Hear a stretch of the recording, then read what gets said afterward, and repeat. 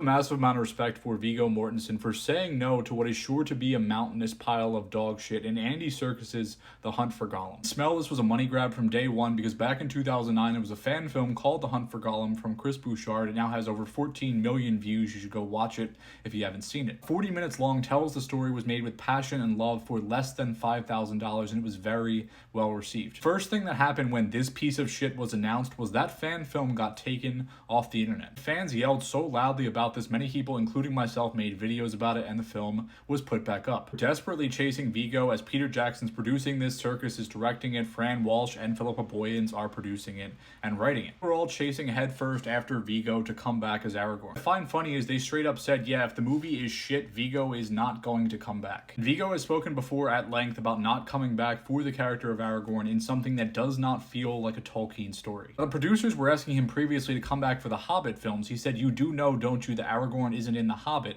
that there's a 60-year gap between the books. They did end up finding an actor in Orlando Bloom who was willing to come back and take the money grab right. They threw him into a ridiculous love triangle with these two. These movies are very, very bad, especially 2 and 3. They are straight up slop and disrespectful to the legacy of Tolkien. Speaking of Legolas and disrespecting Tolkien, the director of the new Hunt for Gollum movie is an open racist. It's ironic given so much of what Tolkien was writing about was fascism, right? And what he was talking about between Legolas and Gimli was racial hatred that went back literally centuries that gets healed over the course of those books. Peter Jackson downplayed that. I have a video coming on it soon. A racist filmmaker with no respect for fans or the source material, he wants to use AI to de-age characters. Without saying, but Tolkien was focused on conservation and the environment. It is in all of his writings. Why this sequence is so damn satisfying, because you see the Ents' revenge against this industrial system. How do you think Tolkien would feel about the impact of generative AI on the environment? Tolkien created villains in his world who were incapable of creation, so they took other living beings and they twisted them into something else. You have to see the irony of using generative AI for a movie about Tolkien's work. All this to say, I'm so happy this man is not involved in this project. I think Aragorn has always been a role model, someone that all of us